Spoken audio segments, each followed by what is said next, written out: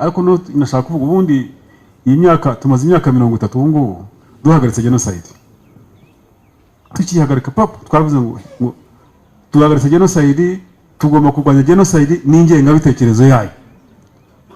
Iyo ni ingamba yafashwe na leta y'u Rwanda uyu munsi, leta y'ubumwe bw'Abanyarwanda.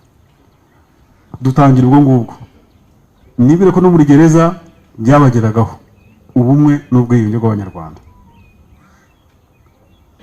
Hanyuma wasohoka ugashyiraho akabari k'abahutu koko muri iki gihugu, umunsi urashaka iki? Ugarure bya bindi.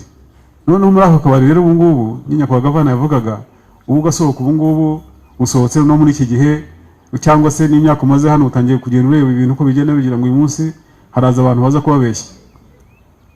Kuma ngo hakurya hano hakurya dura ngo umuperezida wa hakurya hariya aravuga ngo agomba kurwana yikuraho leta rwose akayirasa akayikuraho, ukandi ngo igihugu cya rutura ngo gifite ngo n'imitungo idafite ikintu bamariye. Mwari muzi ko rero bakeneye bari ko kwisi bari hakurya hariya. Ntura ko umufunguye muri abaruta kuri mwebwe murakize abangaho kujya n'abatinso, ariko bakakubwira ngo bazaza ngo arasenga ingabo z'u Rwanda hano ngo kuri perezida wacu ngo hanyuma bashyire ubutegetsi ashaka, ndetse ngo arashaka ngo abantu b'Abanyarwanda ngo rwose ngo barwanye leta ngo baze ngo bafashe. Ahubwo yaranababuze, yarababuze kuko baritinyira n'ababitekereza baratinya, bazi ko bitashoboka. Ariko abantu bafunguwe bo bagashaka kubyemera, wabo ngo bashyiraho akabari k'abahutu, bashyiraho akabari k'abantu ngo bafunguwe ngo nta wundi muntu ukandagiramo. Ureba ubwo ibyo muvugiramo muri ako kabari mwiherera abo ngabo abantu bakeya bumvikanye gutyo, ibyo muvugiramo nta bindi ni ukurwanya iyi leta yabafunze utemeye icyaha. Iyi leta noneho ikwiye kuvaho, kandi noneho birakomeye. Haje n'abazungu n'ubwo muracyatekereza abazungu ngo barutuku ngo nibagashakaho isi kuntu babita bampatse ibihugu ngo rero ngo hakurya ahangaha ubwo ngo bagiye kuza rwose ngo none mukajya mureba nk'umuntu yacu wacitse ku icumu uraraye ntabwo biriwe bagiye kugaruka FDLR ubu ngubu irashyigikiwe ibintu nk'ibyo, kuko nta kindi kintu cyatuma ubikora. Usubiye muri bya bindi nababwiye ngo iriya leta yatumye mukora genocide yarapfuye, turayishyingura nta nubwo izanazuka, kuko Yezu we yarazutse, iriya ntabwo yazuka kuko tumungo yari umwana w'Imana, ariko nawe ntabwo mizi n'ibana nazutse, ntabwo nari mpari. Icyo nzi gusa ntabwo turabona umuntu wazutse. Iriya leta yaragiye byarangiye ibyayo, kandi yakoze nabi anyway, yakoze amakosa pe. Reka rero uyu munsi ureke kurindagira kuba yanorogoza irurondwe, yagiye ikajya ku rurondwe, hanyuma nako ikajya ku ruhu, inka igapfa na rwa rurondwe rukigumiraho. Niko Abanyarwanda bavuga ngo indondogozi y'ururondwe yumiye ku muguta. Murashaka kuba indondogozi y'ururondwe? Oye rwose mubyange, mubyange. Rero ibyo bintu byadutangaje, nicyo cyatuzanye ngo tubiganireho mwebwe aho dushoboye kubona, wenda ubutaha tuzashaka n'abandi bataje, ariko mugende munababwire turifuza amahoro. Nimureke abo ngabo baduhigira bari hakurya y'imipaka, abo ngabo aribo babivuga. Nibashaka batwange batuvuge nabi, twe twibake igihugu cyacu dutere imbere. Ushaka ko tubane, utabishaka namubwira iki? Kuko ubundi kubana ni inyungu za buri wese.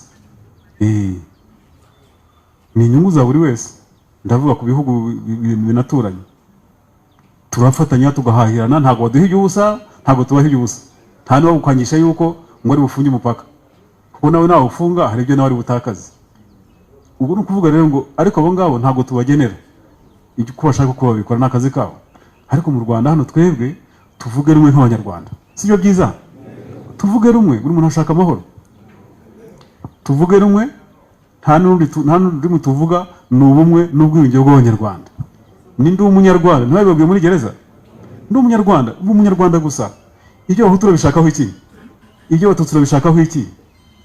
Ko twabonye ko nta nicyo bivuze, ko twabonye ko ntacyo bimaze kindi, ko utarya utakoze ngo nukuri Umuhutu, ko utarya utakoze ngo nukuri Umututsi, ko ntago bishoboka. Murabizi kandi urabishakaho iki? Uyu munsi uragarura ibyiki? Rero kubera ko dukeneye amahoro, igihugu ko gitera imbere, reka twese twumve gahunda ya leta yo kubana neza. Ariko noneho nutabyemera ufite ikibazo. Ngo hari abavuga muri abo bafite ingengabitekerezo ya genocide ngo yaje ngo yakongera akabikora ngo uburiri bwe ngo zaho buri ngo zaho yabusize.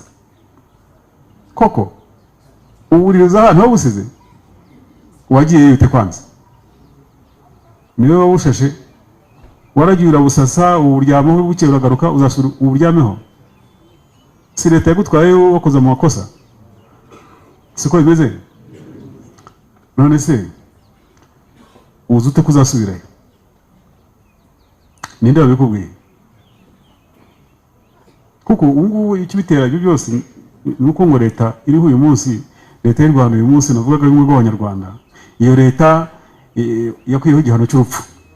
Urareba, yakuyeho igihano cy'urupfu, hanyuma ikagufata imyaka bagukatiye mu mategeko ukazafungurwa. Ibyo nibyo bituma uvuga gutyo ngo uzasubirayo ngo uburiri bwawe burahari?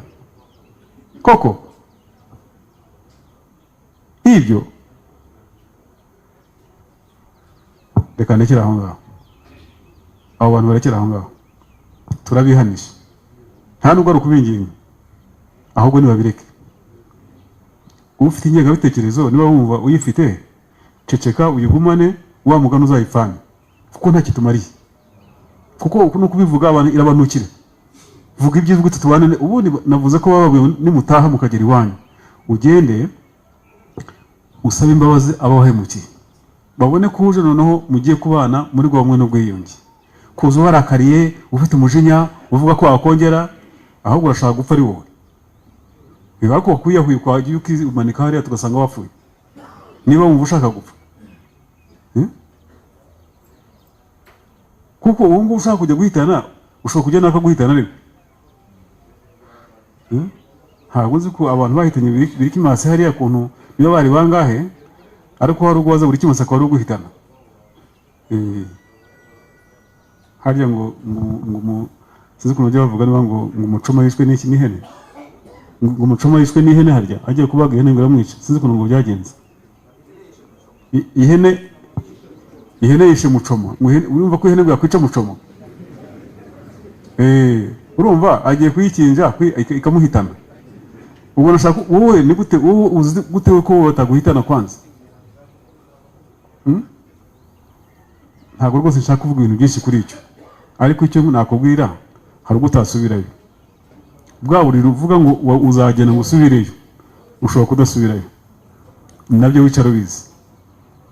Nuko mbabwiye, ariko ntidushaka kubigera aho ngaho. Twagize Imana, ujya muri gereza, hanyuma uragaruka. Ubwo nyine ntabwo twagutakaje, kuko uri Umunyarwanda kandi ushobora no kugira ibyo ukora wenda nawe mu rugo kukubona, abana n'umugore n'abavandimwe, nta kibazo. Urashaka iby'iki kandi ko twari tuzi ko bakugerageje bakwigishije? Ibyo bintu ndabasabye bihagarare. Hanyuma rero mu gusoza, sinshaka kugira ngo mbatindire cyane, ndagira ngo mbabwire ngo mujyane ibintu bibiri. Icya mbere mujyane muzirikana ubumwe bw'Abanyarwanda.